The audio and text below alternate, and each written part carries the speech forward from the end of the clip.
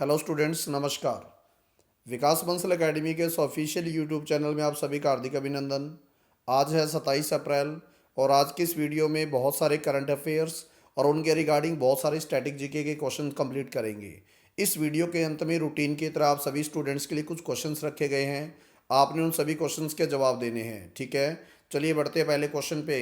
Name the new appointed central vigilance commissioner. आज का जो पहला क्वेश्चन बड़ा ही इंपॉर्टेंट क्वेश्चन है कि जो नए अपॉइंट किए गए हैं सेंट्रल विजिलेंस कमिश्नर, उनका नाम बताइए। तो बच्चों आपने बताना है संजय कोठारी। हाल ही में संजय कोठारी को अपॉइंट किया गया सेंट्रल विजिलेंस कमिश्नर, ठीक है। अब देखते हैं सेंट्रल विजिलेंस कमिश्नर के बारे में बच्चों।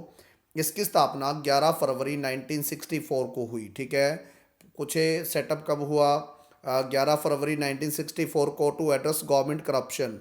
इसका मेन काम क्या है कि जो गवर्नमेंट सेक्टर में किसी प्रकार का जो करप्शन हो रहा है उसको ख़त्म करना। जैसे इसका जो मुख्य कार्य है, कंस्ट्रक्शन जो एरियाज़ है या जहाँ पर सरकार द्वारा कंस्ट्रक्शंस करवाई जाती है उसको विजिलेंस के अंदर लेके आना। उसके अलावा बात करते हैं, ये सीबीआई को टेक्निकल असिस्ट करता है, ठीक है ना। इसकी स्थापना 11 फरवरी 1964 को हुई।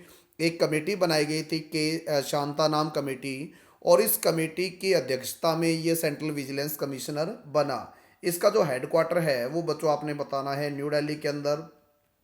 और पहले जो सेंट्रल विजिलेंस कमिश्नर बने थे नितूर श्रीनिवासा राव बने थे, ठीक है ना।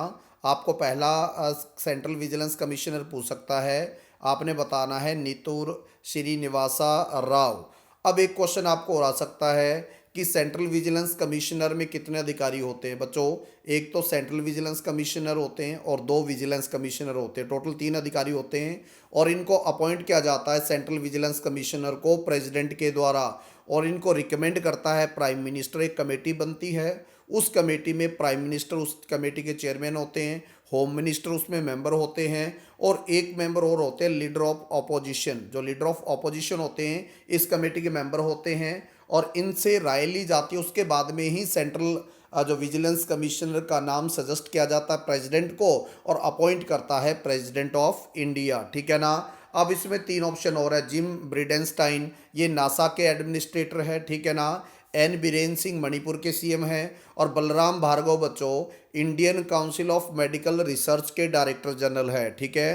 तो आपको क्वेश्चन आ सकता है, name the new appointed central vigilance commissioner. आपने नाम बताना है संजय कोठारी। स्थापना पूछे 11 फरवरी 1964 को हुई। चलिए बढ़ते सेकंड क्वेश्चन की तरफ। सिंगापुर से कैलेडियम इन्वेस्टमेंट लिमिटेड, एक सिंगापुर का जो इन्वेस्टमेंट यूनिट है, नाम है कैलेडियम। इन्होंने बंधन बैंक में अभी अपना जो स्टेक है उसको बढ़ाया है, ठीक है। पहले था 3.39% और अब 1.1% बढ़ाया है, और बढ़ के इनका जो प्रतिशत है स्टेक है 4.49% हो गया है, ठीक है ना। और किस बैंक में खरीदा है आपने बताना है बच्चों, बंधन बैंक, ठीक है। बड़ा इंपॉर्टेंट क्वेश्चन है कि सिंगापुर की कैलेडियम इन्वेस्टमेंट लिमिटेड ने अपना स्टेक बढ़ाया है 3.39% से बढ़ा के 4.49% कर लिया है। और किस बैंक में आपने बताना है, बंधन बैंक। बच्चों बंधन बैंक भारत का एक प्राइवेट सेक्टर का बैंक है, हेडक्वार्टर इसका कोलकाता में है। बंधन बैंक 2001 के अंदर एक माइक्रो फाइनेंस कंपनी बनी थी, ठीक है।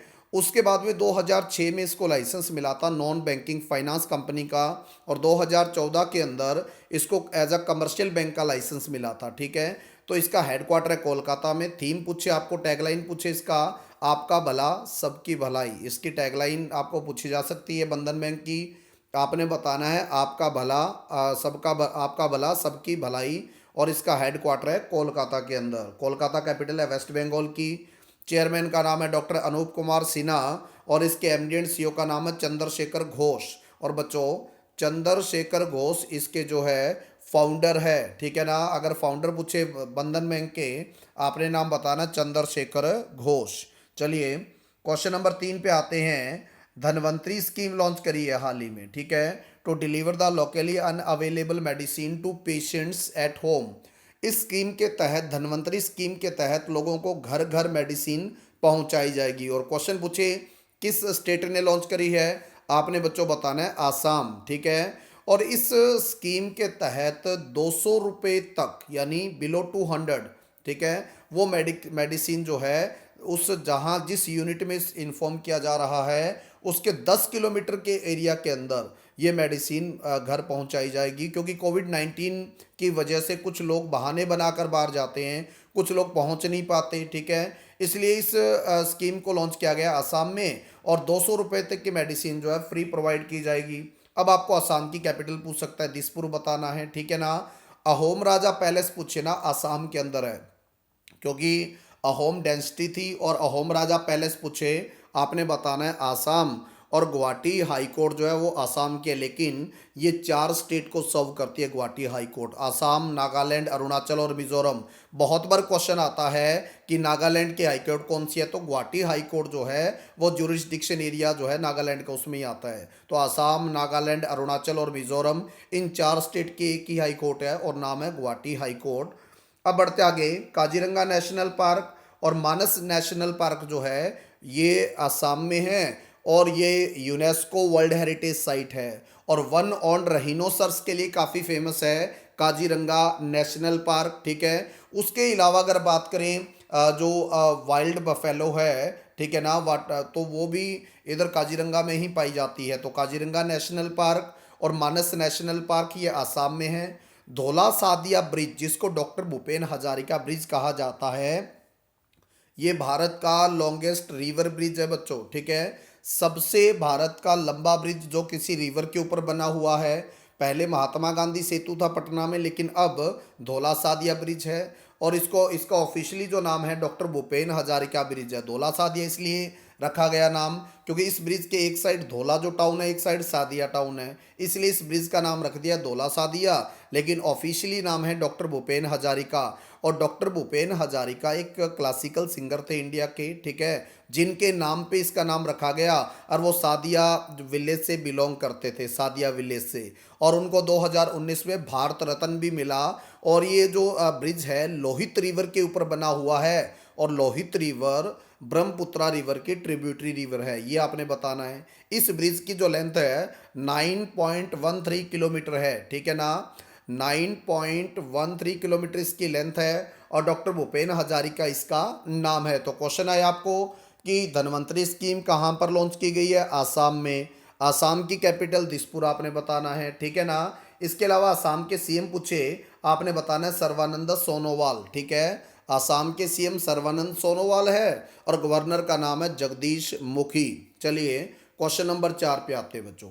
मैसेंजर रूम्स एक is a group video chat service launch by which tech company, यानी किस टेक्नोलॉजी कंपनी में मैसेंजर रूम्स के नाम से एक ग्रुप वीडियो चैट शुरू किया है। देखो आज के समय में जूम ऐप चलता है जो काफ़ी फेमस है। अब जूम ऐप को टक्कर देने के लिए फेसबुक ने मैसेंजर रूम्स जो है एक वीडियो चैट शुरू किया है। इसके तहत 50 लोगों का एक ग्रुप एक साथ वीडियो चैट कर सकता है, ठीक है। वीडियो कॉल करके आपस में कनेक्टिविटी ले सकता है, कनेक्ट हो सकता है, बात कर सकता है, ठीक है ना। तो क्वेश्चन आया आपको मैसेंजर रूम्स, आपने बताना है फेसबुक ने इसको शुरू किया है। चलिए क्वेश्चन नंबर 5 पे आते हैं। वर्ल्ड इंटेलेक्चुअल प्रॉपर्टी डे कब मनाया जाता है बच्चों? वर्ल्ड इंटेलेक्चुअल प्रॉपर्टी जो डे है, इंटेलेक्चुअल जो प्रॉपर्टी है उसकी रक्षा के लिए मनाया जाता है, और ये डे मनाया जाता है हर साल 26 अप्रैल को। क्वेश्चन आए वर्ल्ड इंटेलेक्चुअल प्रॉपर्टी डे कब मनाया जाता है? 26 अप्रैल।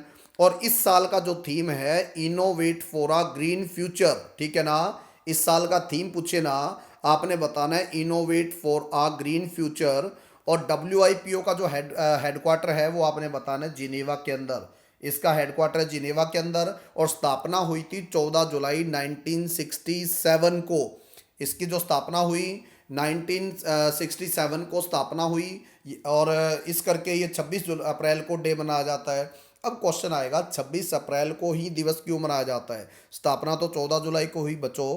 14 जुलाई को यूएनओ ने इसकी स्थापना का जो कह सकते हैं एक प्रतिरूप था, या स्थापना का जो एक सिस्टम था उसको अडॉप्ट किया था, लेकिन केम इनटू फोर्स ये 26 अप्रैल को आया था। यानी ये जो अपनी एक्चुअल जो स्थिति में आया था वो 26 अप्रैल को आया था, इसलिए वर्ल्ड इंटेलेक्चुअल प्रॉपर्टी डे मनाया जाता है 26 अप्रैल को।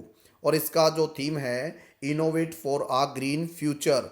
और इसके जो डायरेक्टर जनरल का नाम पूछे ना, फ्रांसिस गुरी बताना है। फ्रांसिस गुरी जो है इसके डायरेक्टर जनरल, जो इसके सबसे बड़े अधिकारी होते हैं। चलिए क्वेश्चन नंबर 6 पे आते हैं बच्चों। एक रॉबोट है, नाम है कर्मी बोट, ठीक है ना। कर्मी बोट के नाम से एक रॉबोट है और वो क्या करेगा, पेशेंट्स को मेडिसिन सर्व करेगा, पेशेंट को जो उनकी ज़रूरत की चीज़ें हैं वो सर्व करेगा, ताकि कोविड-19 को ध्यान में रखते हुए सुरक्षा जो कर्मी है ना, जो सेहत सॉरी जो हेल्थ जो कर्मी हैं और जो पेशेंट है उनके बीच में एक गैप बना रहे, जिसके कारण कोविड-19 का डर ख़त्म हो। इस करके कोविड-19 को ध्यान में रखते हुए कर्मी बोट जो है वो एक फूड सर्व करेगा, मेडिसिन सर्व करेगा कोरोना वायरस पेशेंट्स को। और आपने स्टेट का नाम बताना है, केरला, ठीक है। कर्मी बोट पूछे ना तो एक रॉबोट है और ये शुरू किया है केरला ने, और सबसे पहले इसको लॉन्च किया गया है एर्नाकुलम, जो फर्स्ट जो एर्नाकुलम है वहाँ के गवर्नमेंट हॉस्पिटल में इसको डिप्लॉय किया गया है। क्वेश्चन और आ सकते हैं क्या कि केरला में एक स्थान है कोलाम, और कोलाम को कहा जाता है कैशू कैपिटल ऑफ वर्ल्ड, यानी काजू की जो कैपिटल है वर्ल्ड में, जो काजू है वो सबसे बढ़िया अच्छा जो क्वालिटी का काजू है वो कोलाम में पैदा किया जाता है। तो कोलाम को कहा जाता है कैशू कैपिटल ऑफ वर्ल्ड। और केरला को कहा जाता है लैंड ऑफ कोकोनट, यानी जो कोकोनट का लैंड कहा जाता है वो केरला को कहा जाता है। अब आपने क्वेश्चन बताना है कि कोकोनट डे कब मनाया जाता है। क्वेश्चन है आपको कि वर्ल्ड कोकोनट डे कब मनाया जाता है, ये आप सभी ने इसका आंसर बताना है। और यहाँ के जो सीएम है पिनाराई विजयन, और यहाँ के गवर्नर का नाम बताना है आरिफ मोहम्मद खान। क्वेश्चन है यहाँ के गवर्नर का नाम, आपने नाम बताना है बच्चों, आरिफ मोहम्मद खान, ये यहाँ के गवर्नर है। और कर्मी बोर्ड जो है ये एक रॉबोट है और लॉन्च किया है केरला ने। अब क्वेश्चन देखो बच्चों, ये 7 नंबर क्वेश्चन बड़ा ही इंपॉर्टेंट है। Which Indian bank has been ranked among top 5 best large work place in Asia 2020 by the great place to work institute. ये रिपोर्ट जारी की जाती है एम्प्लॉयर के कहीं पर काम करने के सर्वे के आधार पे कि वर्ल्ड में या भारत में, एशिया में बहुत से दायरे हैं जहाँ पर लोग काम करते हैं, एम्प्लॉयर काम करते हैं, और वो अपने काम को लेके कितने खुश हैं, ठीक है ना। इस चीज़ का इसमें सर्वे किया जाता है। और बेस्ट लार्ज वर्क प्लेसेस की बात करें, एशिया में टॉप 10 जो रैंक है उसमें 5 इंडियन जो इंस्टीट्यूट है, ठीक है। और इसमें जो एक बैंक ने जो टॉप किया है भारत के, बैंक का नाम है उज्जीवन स्मॉल फाइनेंस बैंक, ठीक है।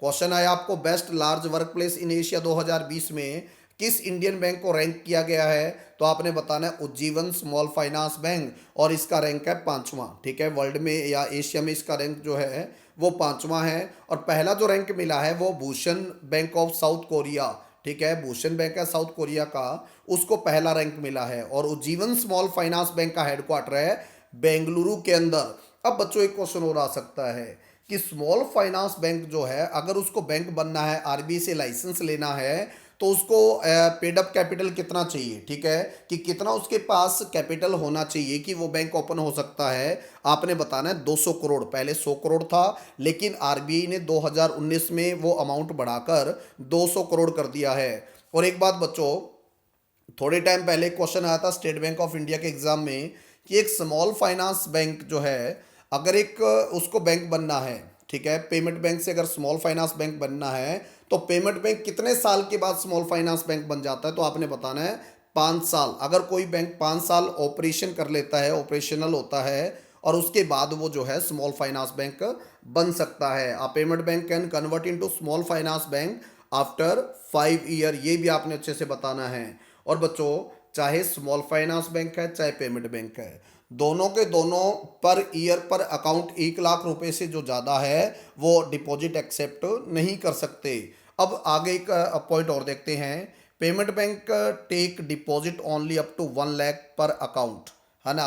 और अपने टोटल डिपॉजिट का 75% जो पैसा है वो लगाता है गवर्नमेंट सिक्योरिटीज में, और 25% जो पैसा जो लगाता है कमर्शियल बैंक्स में पार्क करता है, ठीक है।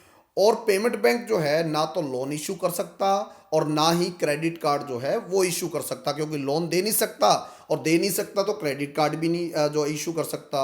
तो क्वेश्चन आपको काफ़ी बनेंगे बैंकिंग से। कुछ बच्चों की डिमांड आती है सर बैंकिंग के क्वेश्चन करवा दो, तो ये सारे बैंकिंग के क्वेश्चन है बच्चों, ठीक है। क्वेश्चन आ सकता है कि टॉप जो मतलब बैंक है ना, वर्क प्लेस के आधार पे उस पर कौन सा Indian bank, Ujjivan small finance bank. Headquarter कहाँ पे है आपने बताना है, बेंगलुरु के अंदर। फिर क्वेश्चन आ सकता है अगर एक पेमेंट बैंक है उसको बनना है स्मॉल फाइनेंस बैंक कितने साल के बाद, आपने बताना है 5 साल के बाद। उसके बाद क्वेश्चन आ सकता है पेड अप कैपिटल कितना चाहिए, तो आपने बताना है 200 करोड़ का कैपिटल होना चाहिए, तभी आरबीआई से लाइसेंस मिलता है।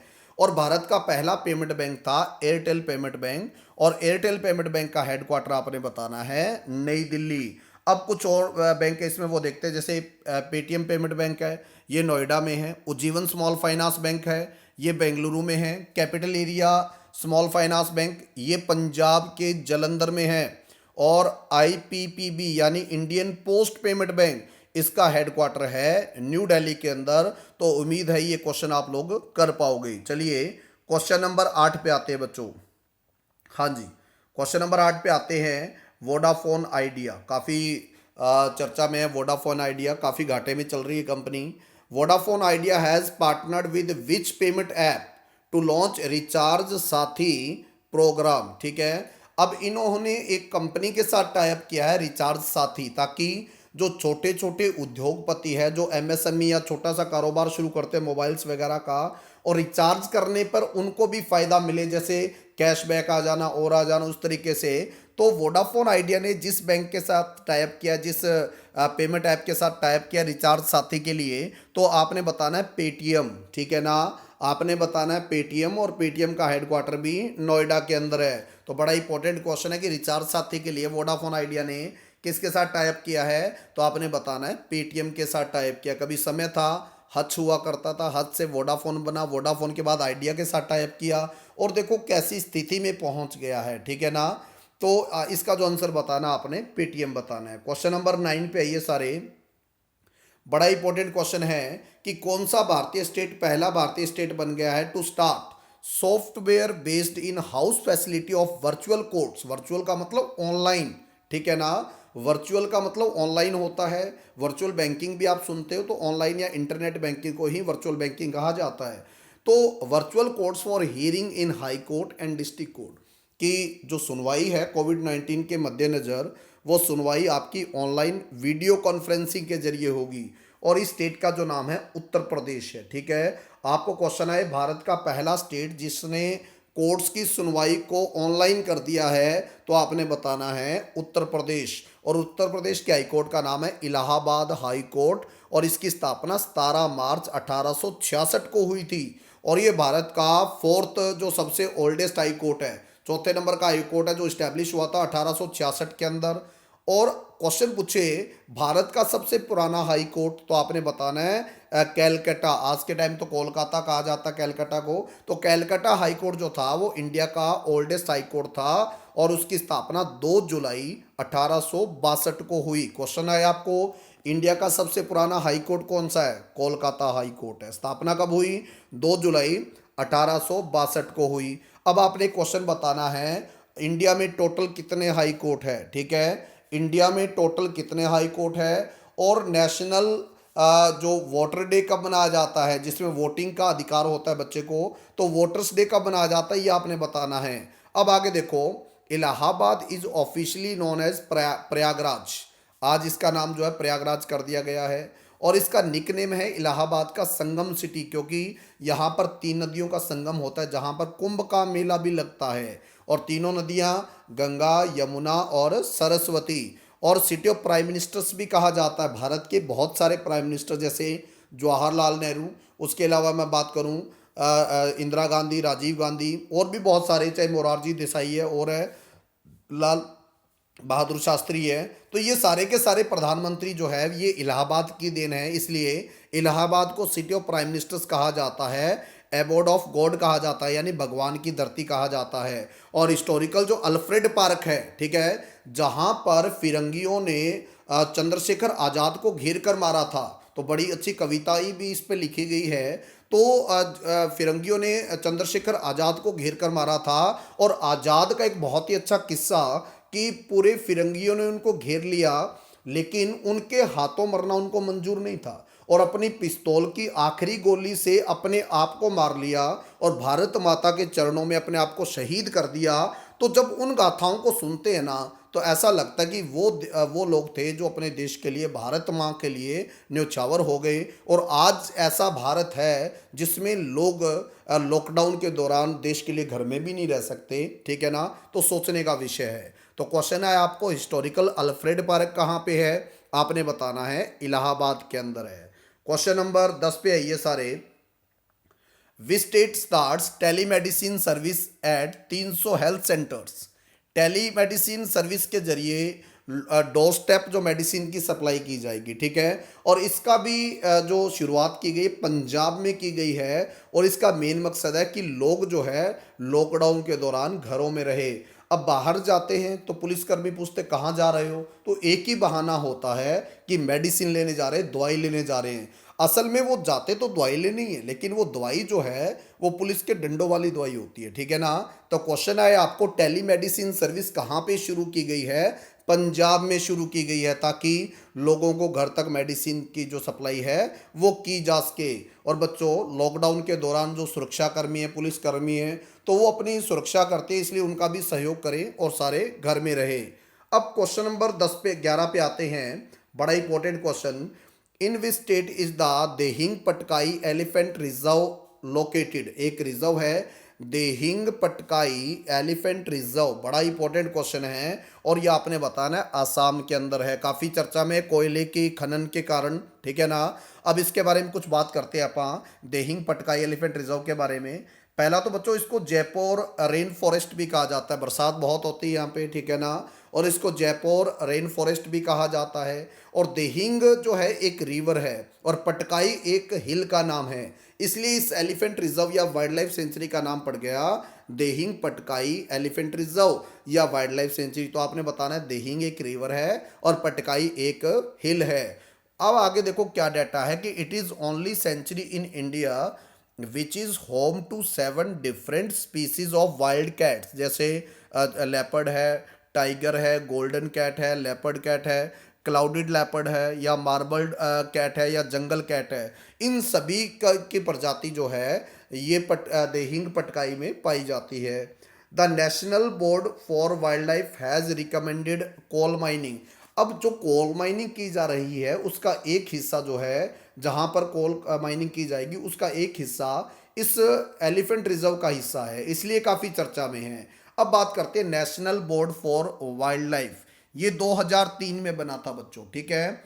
और वाइल्ड लाइफ एक्ट 1972 के अंडर बना था और इसको चेयर किया जाता है इंडिया के प्राइम मिनिस्टर के द्वारा। इसमें कमेटी बनी होती है, स्टैंडिंग कमेटी, जो वाइल्ड लाइफ जो एक्ट है या वाइल्ड लाइफ जो बोर्ड है उसके अंडर कोई भी डिसीजन लेना है तो ये स्टैंडिंग कमेटी लेती है। और इसको चेयर किया जाता है इंडिया के minister of environment, forest and climate change. और ये इंडिया के मिनिस्टर का नाम है प्रकाश जावड़ेकर। क्वेश्चन आया आपको, इंडिया के environment, forest and climate change minister का नाम आपने बताना है बच्चों, प्रकाश जावड़ेकर। और national board for wild life जो है इसके चेयरमैन कौन होते हैं? इंडिया के प्राइम मिनिस्टर होते हैं, ठीक है ना। तो उम्मीद है ये क्वेश्चन भी आप कर पाए होंगे। क्वेश्चन नंबर 12 पे आते हैं बच्चों।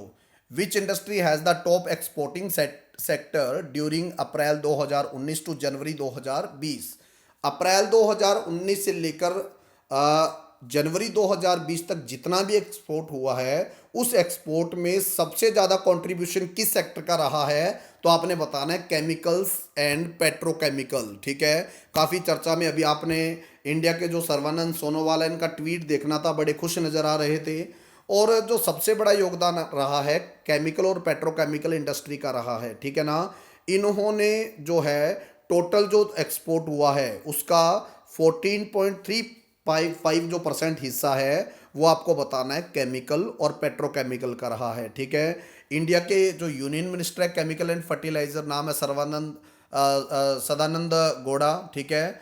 The export of chemical grew by 7.43%। इस साल जो इस सेक्टर का जो ग्रू हुआ है, एक्सपोर्ट में जो बढ़ोतरी हुई है 7.43% की बढ़ोतरी हुई है। और टोटल जो एक्सपोर्ट हुआ है 2.68 लाख करोड़ यानी 2.68 लाख करोड़ का इन्होंने एक्सपोर्ट किया है सिर्फ केमिकल एंड फर्टिलाइजर में। और ये टोटल एक्सपोर्ट का 14.35% है। बच्चों बड़ा इंपॉर्टेंट क्वेश्चन है और आपने इसका आंसर बताना है केमिकल्स एंड पेट्रोकेमिकल। और इंडिया के जो union minister of chemical and fertiliser आपने नाम बताना है सदानंद गौड़ा। चलिए क्वेश्चन नंबर 13 पे आते हैं बच्चों। एक स्कीम शुरू की गई जीवन शक्ति योजना, जल्दी कीजिएगा। जीवन शक्ति योजना मध्य प्रदेश ने शुरू किया है ताकि वहां पर महिलाएं जो है वो मास्क बनाए और सरकार उनसे मास्क खरीदेगी और ये मास्क बनेंगे कॉटन के और पर मास्क सरकार उनको 11 रुपए देगी। एक मास्क का जो है सरकार उनको 11 रुपए देगी ताकि घर बैठकर वो काम भी कर पाए और देश के मास्क जो है वो काम भी आ पाए। और एक बार में 200 मास्क जो है उसका ऑर्डर उन महिलाओं को मिलेगा। तो क्वेश्चन है आपको जीवन शक्ति योजना, तो आपने बताना मध्य प्रदेश और मध्य प्रदेश की जो कैपिटल है वो आपने बताना है भोपाल। अब आप सभी स्टूडेंट्स के लिए कुछ question. Theme of world malaria day 2020 का आपने थीम राइट करना है।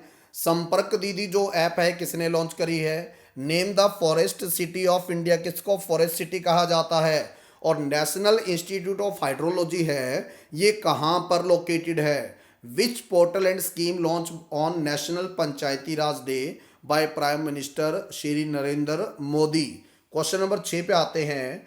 Ambubachi Mela annually organised at which temple, और आपने ये भी बताना ये टेम्पल किस स्टेट में है। बंटेर ब्लिट्ज जो कप है इसको जीतने वाला कौन है और किसको हराया है, और जिसको हराया मैग्नस कार्लसन वो किस देश के हैं, वहाँ की कैपिटल करेंसी भी आपने बतानी है।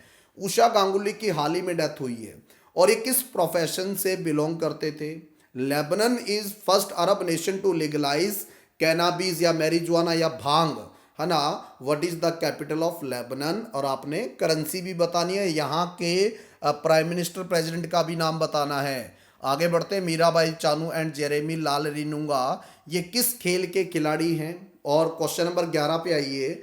नेशनल शिपिंग बोर्ड बनाया गया है, इसके हेड का नाम आपने बताना है। लॉकडाउन लर्नर्स जो सीरीज है इंडिया में किसने लॉन्च करी है, और यूएनओ की उस एजेंसी का हेडक्वार्टर कहाँ पे ये भी बताना है। और इंडिया के हाई कमिश्नर इन बांग्लादेश उनका नाम बताना है। तो बच्चों उम्मीद करता हूँ कि आज के जितने भी क्वेश्चन आपको करवाए गए हैं सारे समझ आए होंगे। और एक चीज़ को आप सभी ने एनालाइज करना है। कई बार मेरे को सुनने को मिलता है कि मतलब सिर्फ करंट अफेयर्स आपा कर रहे हैं, लेकिन एनालाइज करके देखिएगा कि कितने क्वेश्चन आप कंप्लीट कर रहे हैं और कितने क्वेश्चन आपके काम के हैं। ठीक है, सबसे बड़ी बात होती है क्वेश्चंस के सिलेक्शन की। ठीक है, तो आपके जो क्वेश्चन के सिलेक्शंस है वो सारे बढ़िया हैं और जितने भी आपको स्टैटिक इन्फॉर्मेशन साथ में दी जाती है तो वो अपने आप में एक अच्छी बात है। तो आप सभी स्टूडेंट्स इसको बढ़िया से कीजिएगा और 100% आपको एग्ज़ाम में ये चीज़ें काम आएगी। ठीक है, तो धन्यवाद। बढ़िया से आप इन क्वेश्चनों के आंसर आपने कमेंट बॉक्स में देने हैं।